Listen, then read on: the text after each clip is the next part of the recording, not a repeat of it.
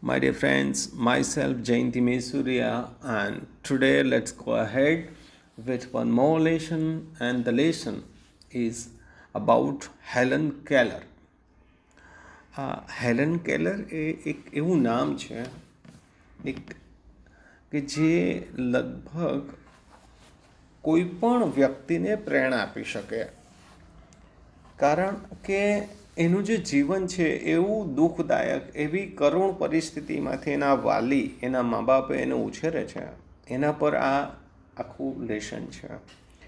ખરેખર આ એક એવી સ્ટોરી છે જેને તમે વાંચો તો કદાચ આપણને પણ હૃદય ભરાઈ જાય કે વોટ ઇઝ ધીસ યાર, આ શું છે.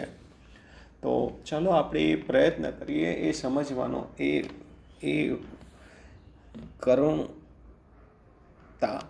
જે કુદરતે એના સાથે એને જે દુઃખમાંથી પસાર થાય છે તો એ આપણે અનુભવીએ.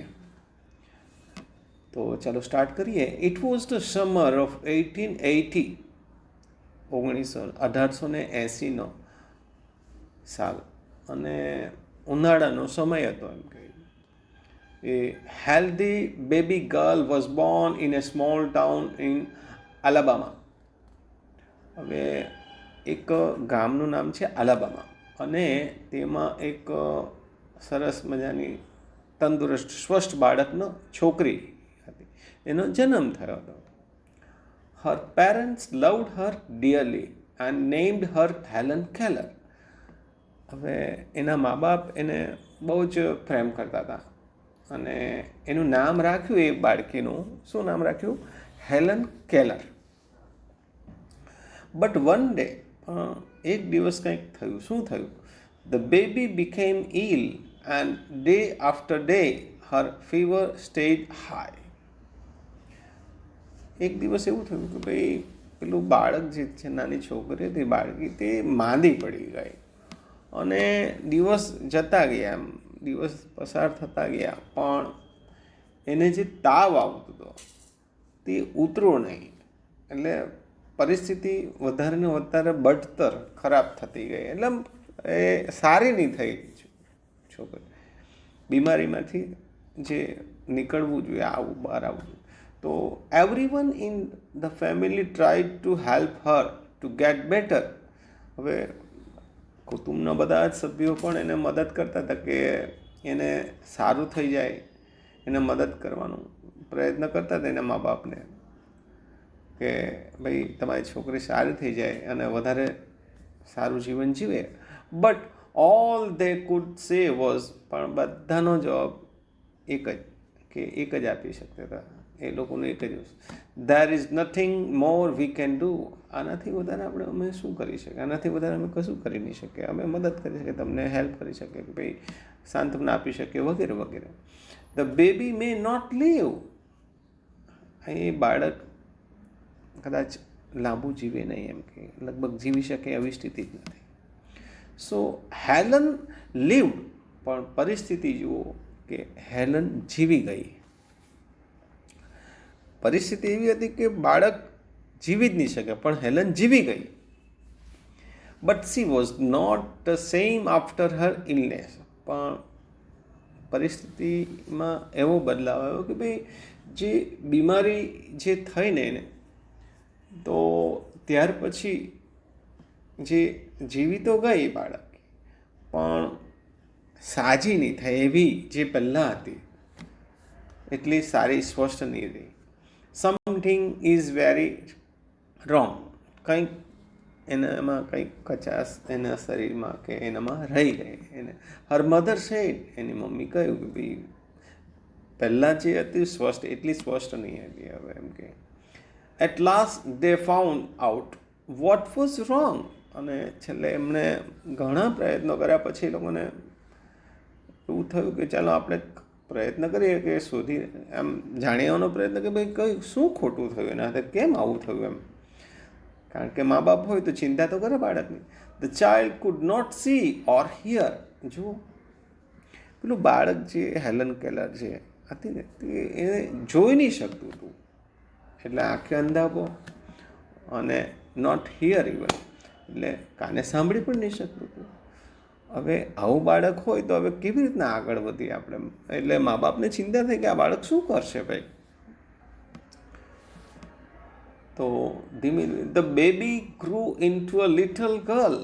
હવે સમય જતાં ધીમે ધીમે બાળક મોટું થતું ગયું એક નાની છોકરી તરીકે. Her parents felt sorry for her.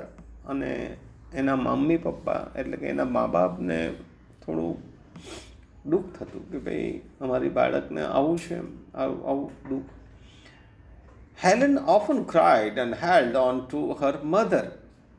હવે આ હેલન કલર ઘણી વાર શું કરતી, બહુ રડતી એમ, અને એની મમ્મીના ખોળામાં કે એની પાસે ચાલી જતી એમ, એના પર અવલંબિત રહેતી એમ, કારણ કે એની પાસે કયો જ નહીં, મમ્મીને સંભળાયો નહીં ને આંખે દેખાય નહીં, તો શું કરે બાળક? Give the poor child what she wants, her father would સે.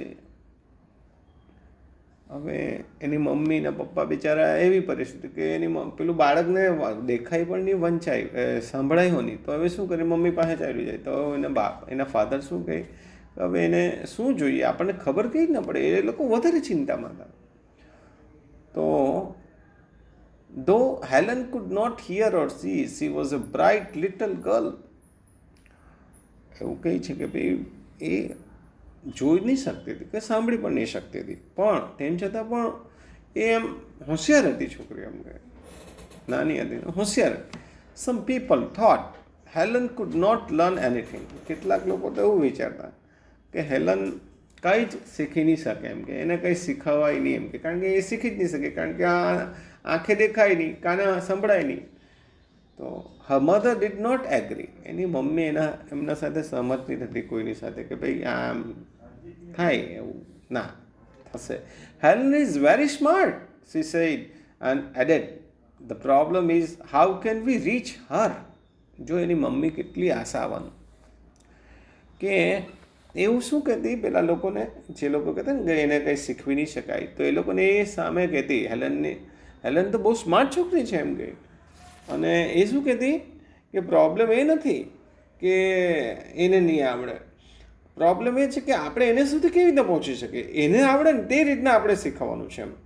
તો કેટલી આશાવાન તે. સી લોક અપ ઇનસાઇડ હરસેલ્ફ. હવે પેલી હેલન તો બિચારી નાની છોકરી, હવે એ એના ઘરમાં એને લોક કરી રાખે, કારણ કે કશું જ નહીં થતું હોય એનાથી, તો શું કરે? Helen began two grow wild. અને સમય જતાં હવે થોડી હિંસક બની ગઈ એમ, તોફાની, કેમ કે જેમ જેમ મોટી થાય તેમ તેમ આવું થાય હવે બાળકનું. She would not let anyone comb her hair. હવે જુઓ એની ગાનપણ જેવું કદાચ કહી શકાય કે હવે એને એવું થયું કે એના વાળો એને ઓળવાની રહેતી હતી મમ્મીને. અને એનાથી તમે જુઓ કે આવી પરિસ્થિતિમાં મા બાપને, ખાસ કરીને મમ્મીને ચિંતા થાય કે મારી છોકરીનું શું થશે. So here is I will stop dear friends. Thanks.